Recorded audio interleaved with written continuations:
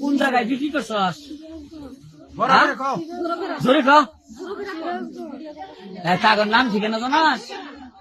হ্যাঁ হ্যাঁ, জোরে ক। কার মাধ্যমে বেচছস? হ্যাঁ, টিয়াল খায়? তোর সাথে কেউ ছিল না? কয়দিন আগে বেচছস? বৃহস্পতিবারে। বিক্রি করে কি কি কিনছেন? কি কি নাম বলেন? কি নাকের গয়না?